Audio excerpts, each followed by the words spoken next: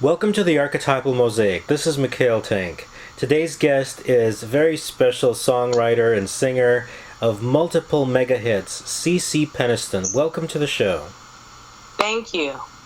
It's great to have you on. Let's start talking about, when I read about you, and of course, we all know your mega hits, especially the track Finally and many others. The first question I have for you is it true that you were in chemistry class when you started writing the lyrics for that? Actually, it was because I was bored. I knew that I was going to be an artist, and I was like, oh, who cares? Exactly. I was like, I know I'm going to do music. I'm more interested in poetry, so yes, true. So tell me, around what grade was that? Oh, I was in college at the time. I was in junior college in JUCO. And probably I was about 19, 18, 19. Wonderful. And I was 19, about 19. What were you daydreaming about when you started writing those lyrics? Was there a specific person in the class or anybody else?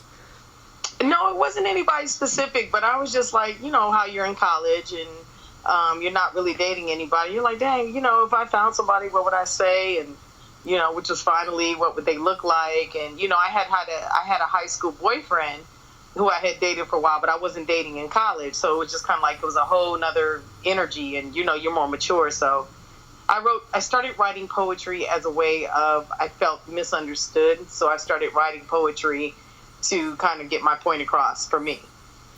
I can relate to that. Tell me, what about being a beauty queen? How did that start? Well, basically, you know what? With music and it was being on stage. It was funny because I always loved singing, but I didn't always feel comfortable expressing myself in song, like with your hands and your movement. And I felt like I could use some more poise. So it's like doing beauty pageants. It's about interviewing and being on stage and being comfortable. And when you have that dynamic along with the music, I felt like it would just make it greater. And I thought I could play Barbie as well. I'm like, hey, I can dress up in beautiful dresses and put on makeup and stuff along with it. Mm-hmm. Absolutely. And you've done miraculously well with that. Now, thank you. You started out being a child of somebody in the Army or the Navy. Is that correct? My dad was military. He was a master sergeant. So you were traveling a lot, living on bases. Is that correct? Mm-hmm. Yep. Air Force, yep. How was that experience for you as a kid? It was kind of hard because, you get settled in one place and, then it's like you have new friends. But the best thing I can say is, the movement, like kind of counts where I'm at now. I'm constantly moving and having to, uproot, once I get comfortable. And I think that's kind of just part of the music business. Mm-hmm. But what I can say is I had, a great family, great upbringing. Every family has their share of things going on. But, I have a great family unit and we're really close. So it's like it made it a lot easier. And my parents were always supportive of me doing music. So. And where did the musical gene come from? Who in your family can sing like you, and who has inspired you the most? What's funny is actually it started off with my mother, but my mother really wasn't a singer. She was a dancer. She used to do ballet and modern dance with Catherine Dunham when she was younger.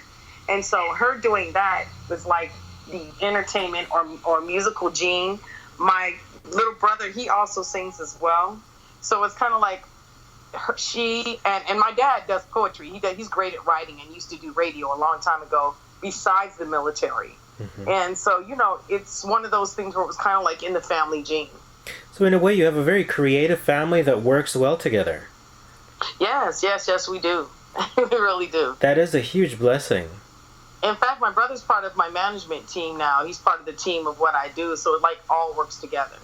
Now, you tour and travel and perform worldwide every year, right?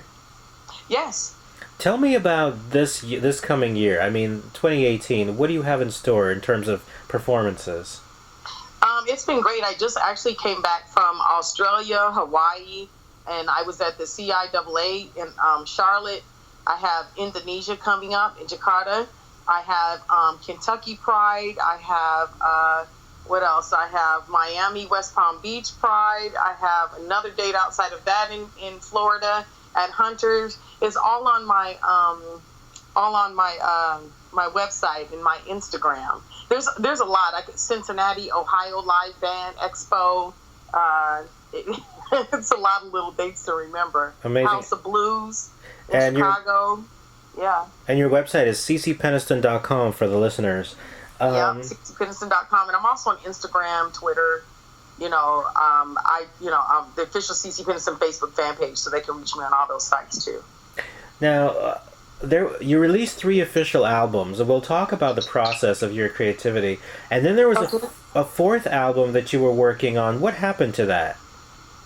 Well, I put out music. I just didn't put out an album, and it's funny because the music business has changed a lot. Whereas we would put out a whole lot of albums, it's like people are looking more for singles, and singles are like put out like every, sometimes like 3 months, which is different from back in, when I first started bringing music out, because you could work a single for 8 months to a year.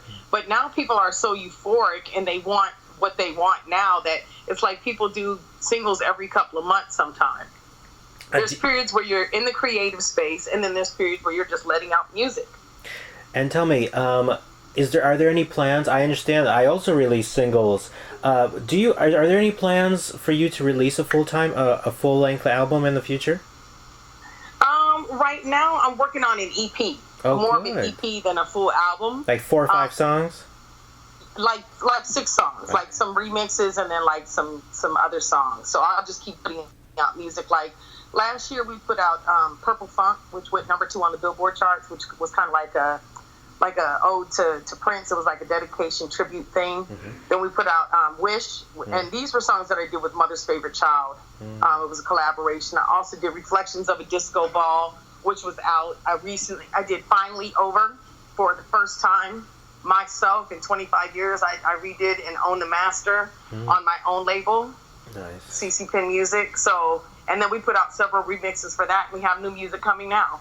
Great. Now tell me, the process of remixing, and now you own the master finally, which is fantastic for you. Tell me, your own label, your own choices, how different is that from being previously on the major labels and having to maybe do singles and videos that you didn't think were the choices that you wanted or whatever? How was that experience for you? There's good and bad. And I'm going to say that the good is that, you know what, you're in control. And the other thing is, with you being in control, you can make the choices. You can say, hey, this is the look that I want. Like you said, when you're doing TV licensing and streaming, you see that money immediately. Record sales, you see the money immediately. You don't have to wait for a report to say, hey, this is what you made and here's my cut. You get to see what your cut is right away. The downside is you have to put the money behind it, and you have to have the backing. Either do the money and the backing yourself. You have to do promotion, so it's a lot of little things, the input to ASCAP, BMI, or Sound Exchange. You have to do all that input yourself, the BDS, the radio, everything. So that's the part that you own, and that's the part that makes it difficult, and why a lot of people probably don't want to put out singles on their own, because they have to do that themselves. Now, your style, it includes pop, R&B, funk. How would you describe your style? Because you are very unique. Thank you. I appreciate that. You know what? I try to do my best not to be in the box. I feel like I've done a variety of things. Like I've done like songs with jazz artists. I've done ballads. I've done dance and R&B. Predominantly, most people would probably see me as a dance R&B artist. But I feel like there's areas outside of that I've also done. I've done pop music too. So I've done EDM. Now, today is International Women's Day, so I want to say happy International Women's Day. Thank you so much. I just put a post about that on my IG and Twitter and all that, to just thank all the beautiful women in the world. I said I want to thank all my strong women and sisters that have loved me and had my back, and appreciate you being my rock, because it takes a team of people to give you what you need, and that support. So I'm giving it back to all the ladies right now myself today. That's beautiful. Now let's talk about your inner strength. Where do you get that spirit, the strength to just go on and do what you want to do and be happy, no matter if you are at the top of the charts or if you're a top artist of all time in a way anyway? How do you get that resilience? It's very hard some days. I'm not gonna lie. Some days it's like, oh, I don't want to do this, and some days I cry, and some days I smile, and some days I'm like, have my armor on like a soldier. It's not an easy thing, but I just have to see it through. I just want it to happen. I just have to see it through. And some days are easier than others, but when you get the end result, I feel like that is the pearl. That is the happy part where you say, I did it, I finished it, I got it done. And you have a team of people that can celebrate with you. So that's what keeps me going. In fact, you're going to laugh at this, but I did a vision board this year, and I put boxing gloves on my vision board. And I think I called some things to the forefront, because now I'm having to like go to bat for a lot of things right now. And I'm like, ugh. I love that. You have to fight for it, right? Yes, you do. And you have to fight strong and hard and long. That's just what it is. You have a strong spirit. When I talk to you, I can feel it. It's beautiful. Well, thank you so much. It comes from the man above. Yes, it does. It does. Some of your favorite tracks from all the things you've done that have been released and maybe didn't come out as singles, and also maybe some unreleased tracks that you are able to talk about. You know what? There was a track that I did with Paris on Mother's Favorite Child. It was called Sick, that I did. And it's out, but not everybody knows it. There's a core audience of people that do. And the thing I loved about that track is the texture of my voice. Before he and I actually did that song, we were talking about loss and life and hardships and things that had happened. And I was actually talking about when I had been pregnant at the time, and I had lost a child, and you know how I felt about that situation. And when I went in the booth to sing it, you can hear the sadness and the I feel like just the cadence and the tone of my voice. You can hear that energy in that song. What song? What's the name of the song? The song is called Sick. And it's available on iTunes? Yeah, it's through Mother's Favorite Child. It's called Sick. Okay. And another song that I love doing, it's released, is Keep On Walkin'. Because sometimes I may have an attitude that day, and I just put it through the music. Just like with Finally. It's like it finally encompasses so many things, like, you know, birthdays and holidays and New Year's and, you know, celebrations. So it's just like one of those songs that just I had no idea that would keep going on forever. My favorite song of yours is called Hit by Love. Thank you. I like that one too. I remember as a young teenager just seeing, because I've been releasing stuff since I was 13 myself, but I remember watching your music video for Hit by Love, and it was just so fun. And I still listen to that song. I listen to it and I love it.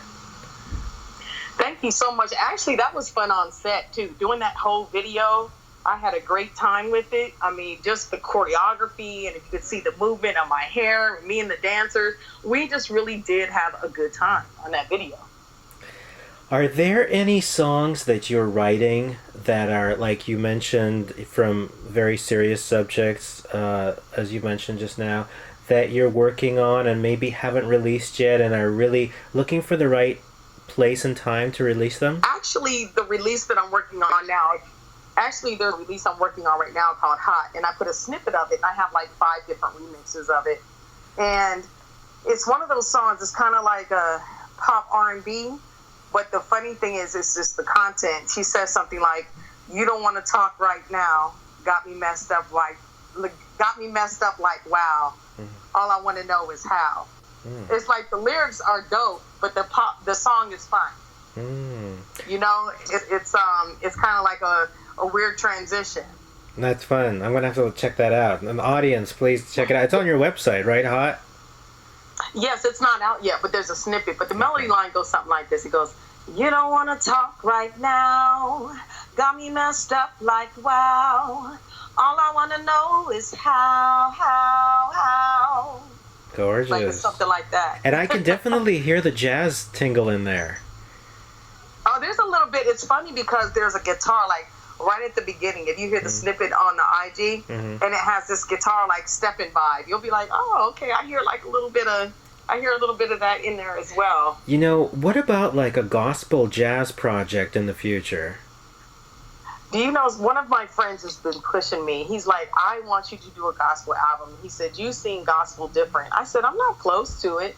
I said, but I feel like, I feel like with gospel, you have to be in a certain space to do so and to make it believable. And I feel like in this moment, I feel like I'm in the realest place that I could ever be in my life. And I feel like my expression is different. Like, it's funny because maybe 2 or 3 years ago, I was probably a little more closed to being and letting people in my life. And what I realized is that when you share life experience with people, it helps them to attach to you better. And sometimes they're going through the same thing and they need a word from you. So I think doing it now or in the future would be greater than me trying to have done it like 3 years ago or so. Yeah, I can feel your spirit is at a very strong, resilient place. I mean, I'm telling you that, as a person of who believes in God, that I think that is the source, the core. When you're at that place, when you're strong, I think that is in itself gospel. When you talk from that place, it's like, you're trying to make me cry in the interview, aren't you? See. Now let me ask you. Go ahead. I love that because I feel like you're at I call it the heart level. It's like that's the realest that you can ever be. And some things are God used. I feel like the things that happen bad to you are God used because you find the lesson in it, and the other thing are just God blessed. So they're the same thing but just used differently. Beautifully said. You can talk about this subject or skip it altogether, but you're recently married to a personal trainer, correct? Well, we were engaged. They had us down as not married, but we were engaged at the time. So Okay. Keep going. Oh, I was just wondering, how's that going? How is your personal enjoyment? Well, you know what? We actually didn't stay together. We did the show, and what we realized is we both had things going on in our life. I travel a lot. He travels. And it's just not a very easy thing. Like, there was genuine love there, but it's just like you can't have a relationship without feeding the relationship. And if you're both gone all the time, it just causes a barrier. It doesn't change the love, but it changes the relationship. Now, talking about love, like, where does love for yourself come from for you? To me, I feel like love is patient, kind. It's sacrifice. To me, I feel like love is you being able to understand just that one person more than anybody else. I feel like that's what love is. I feel like you're able to look at someone and say, I accept all your faults, your flaws, the good, the bad, the ugly, and in between, and I love you anyway.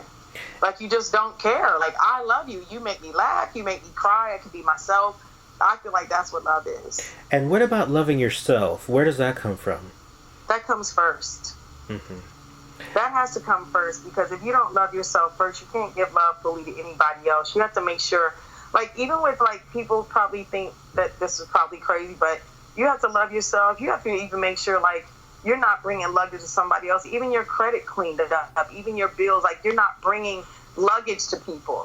You're bringing self. You're bringing laughter, and you're saying, hey, this is my life experience, and things are going to happen, but it doesn't start off that way.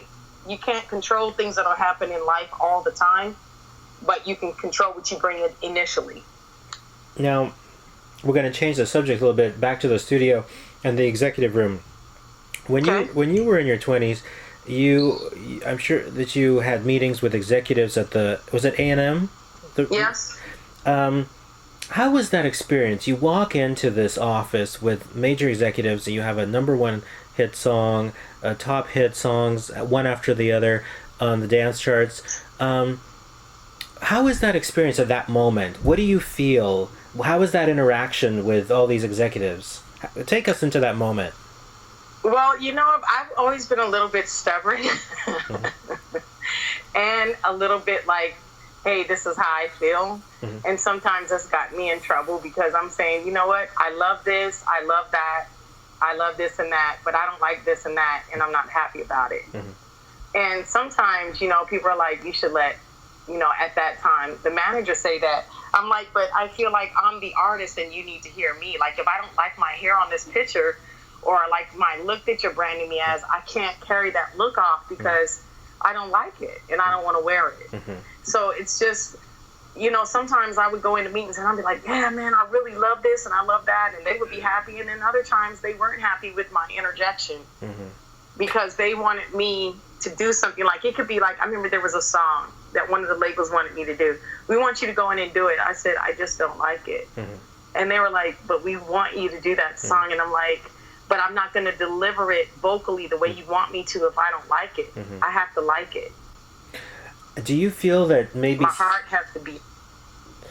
Do you feel that sometimes... sorry to interrupt you, but sometimes when you express your concern about something, do you feel that the fact that some things didn't agree, that could somehow get in your way in the future? Do you think it got in the way of your career, your opinions? I'm sure it did. But then it's like, if you look at it later, like, people would tell me later on, like, I didn't like it. So the things I was really saying, like, okay, for instance, I don't know if you saw my third album, right? Or my second album, Thought You Knew. Oh, I saw it. That's the one where my favorite song is, Hit by Love. Okay, but did you see the cover? The blue one, right? No, not the blue one. It's with the blue with me in the long dress. Oh yeah, I know. On the ground. Yep. I'm like, that's so ugly. I mean, this has no sex appeal. Not that I had to be like overly sexual. Not that. But I was like, if someone was looking at this cover, it looks boring to me. I was like, there's nothing memorable about this cover at all. So, you remember because you remember the blue, but you don't remember the picture. Could you tell me what I had on? A black chiffon kind of dress? It was like a orange pumpkin velvet dress. I see what you mean. It was like, put it like this. It was the one... Yeah. I'm looking at it right now. I see what you mean. But I think there's definitely charm in all of your covers. Thank you. But I just felt like, for me, they wouldn't let me grow. Okay. I felt like they were trying to keep me young for so long, which I felt like they should keep me young, but I felt like there's a different way to make me look really good and fly and fashion forward. It just, to me, it didn't look like, there's nothing like a look on there, if that's what makes sense. I think I know what you mean. It's like when Toni Braxton came out, she was like 20, but they made her look really sophisticated for several years. So, and that really worked. They branded her.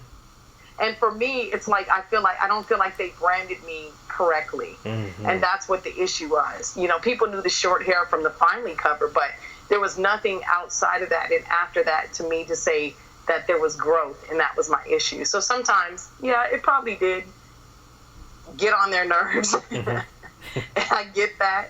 But I just felt like if we had branded me more, we could have even had more success. I see. I understand. Now, let's talk about the mega movie. I mean, when Priscilla came out, and your track was everywhere, and all the commercials, it still plays in so many places, and the track, it really is the life of the movie. Your song, meaning. And it has this life of its own. I guess, how does that feel to have a track? Kind of like Gloria Gaynor has I Will Survive, and your track, Finally, they just have an endless life. They appear in movies and everywhere. How does that feel to have this kind of like entity that you've created? It's not even just a song. It's like an entire world. That's such a great feeling, like, to me, to, surpass, like, what I thought this was going to be. Like, it's so funny because when Finally came out, I know you're going to laugh at this, I didn't get a house right away because I was like, I'm not sure how long this is going to last. And I had, like, I was making thousands of dollars, but I just was like, I was conservative because I was from Arizona, and I was like, I don't know how long it's going to last. I'm not going to get a big old house and car. I had like a Pathfinder at the time, 1991. And I was just like, I wouldn't get like a BMW or something like that. So when I have seen it, like after that year, I bought a house, and after I seen everything kind of keep going, I said, oh, this isn't going anywhere. And I haven't like worked a regular job or done anything different all these years.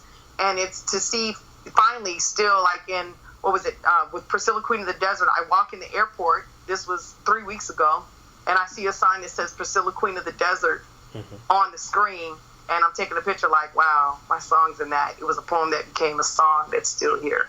Yeah. So it feels great.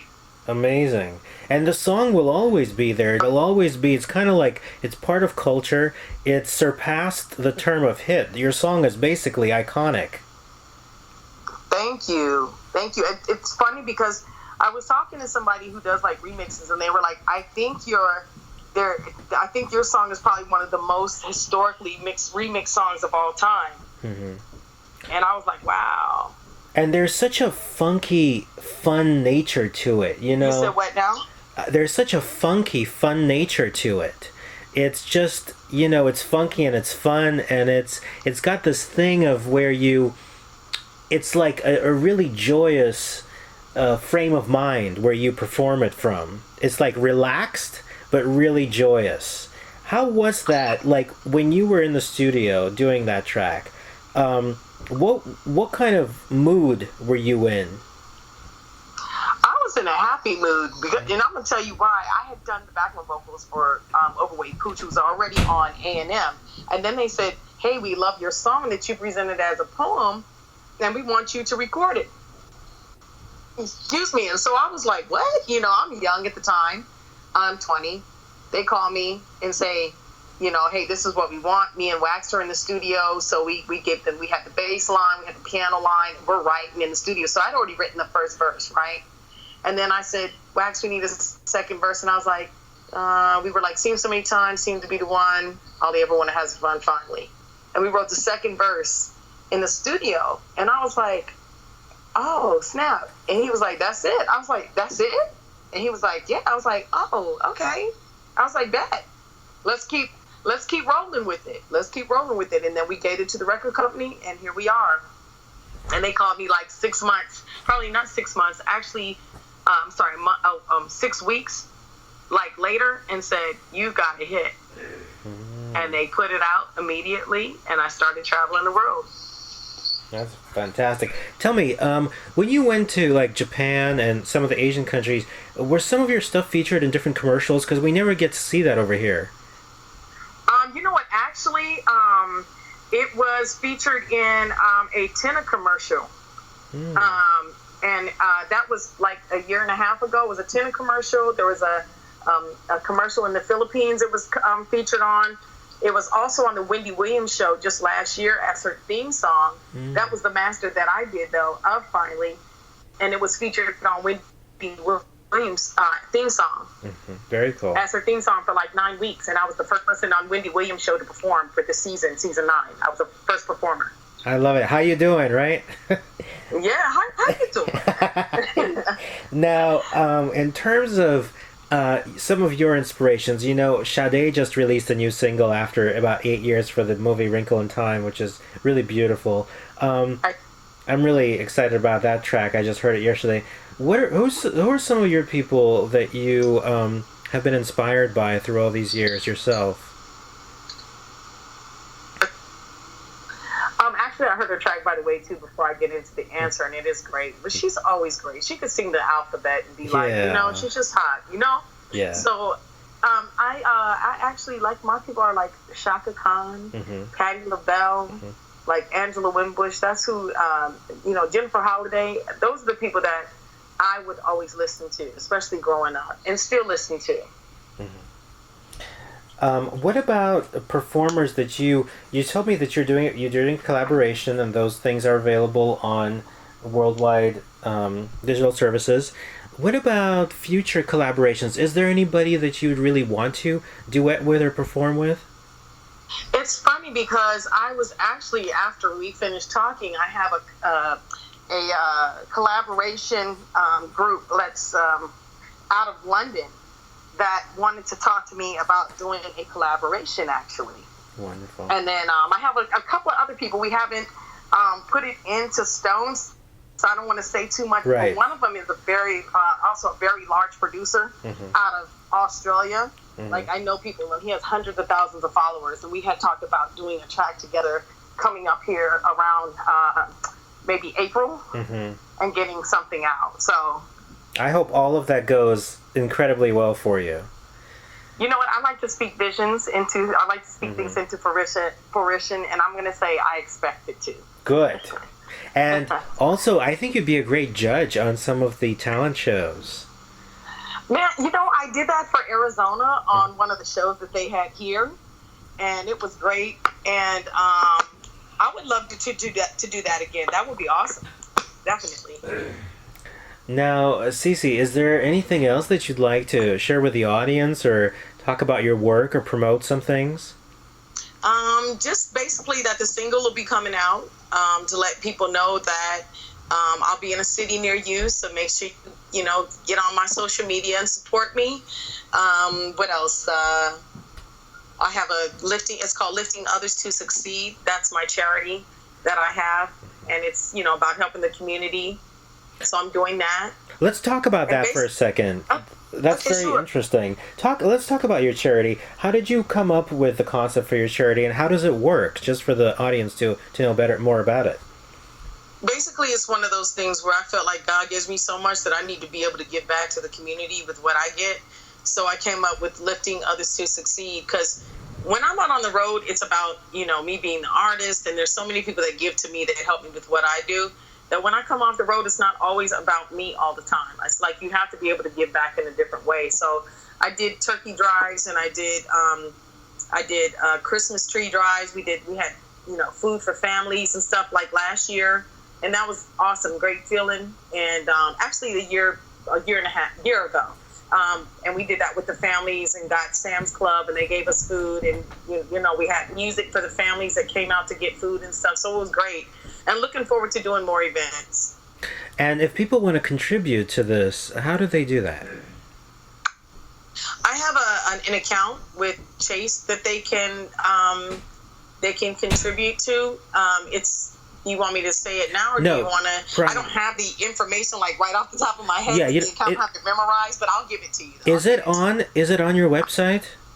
It's not. Right now, I'm working on the website. In between me doing Cece Peniston stuff, It's there, and I do things with it, but I don't have the official website. But it is a 501(c)(3). Wonderful. So, audience, in the future, check out Cece's website for the information on how you can donate to it. Yeah. Yep. Okay, or your social media, maybe something. We'll figure that out. Yes. Well, that sounds amazing. I just had to ask a little more about that, because giving back is so important. So you mentioned the travels, the recording, the collaborations, the charity. What else? Well, something people may not know about me, and it's something that I'm looking forward to doing again, because I have this little, I don't know when, but in 2014 I did a fitness competition, and that was great. The pictures are on my website. I competed in an NPC contest, muscle and fitness contest, and it's something that I would love to do again, because I just thought it was an awesome experience. It was about my will and being able to sacrifice with my food, and just carrying my food around and doing stuff. So it was just a really interesting process. I also was doing a swimwear line. I haven't been doing it as much, but we did probably about 4 or 5 fashion shows last year, and that was interesting. Is there any place where people can get the swimsuits? No, because what I realized with this look, I had this great idea with the swimsuit, so I'm not going to lie to you. I had this great idea, let's do a swimwear line, and what I realized, look, you have to have a lot of product ready to go. Product has to be ready to go, and in between me traveling and doing the artist and running a business, I created a lot of things by hand. And if you don't have the time to create a lot of things by hand, and the company was called So Unique, you can't give out what you need, but I could surely do a fashion show. Like if someone said, hey, Cece, I need you to do a 40-minute fashion show, I could say, gotcha, we can do this, no problem. So dear audience, if you need a fashion show and you need those swimsuits, Cece is possibly gonna oblige. I would love to. You can see the pictures. They're also on IG of some of the looks that we did where I thought were amazing. So I'm working on getting more product available, because that's the thing. You have to have product ready to go. So. I can totally see you on the Home Shopping Network getting that done too. That will be fun. Oh, I would love that. That would be great, definitely. And then also maybe one day, because I'm a recording artist too, maybe one day you and I would do a duet. Who knows? It's just putting it out there. Hey, why not? I think you should go ahead and send over some music and let's get it in. Okay, that sounds great. I say never say never. Exactly. And that would be a good title for a duet too, Never Say Never. Or, you know, or Internal Strength or something like that, because you and I, we both have a strong spirit, and I just love connecting on that level. It's amazing. I do too. Cece Peniston, check out her music, her hits, her upcoming releases, her ongoing worldwide engagements and tours, and just know that Cece is a very special person. Stay in touch with her on her social media and website, cecepeniston.com. Thank you so much. Thank you so much for having me.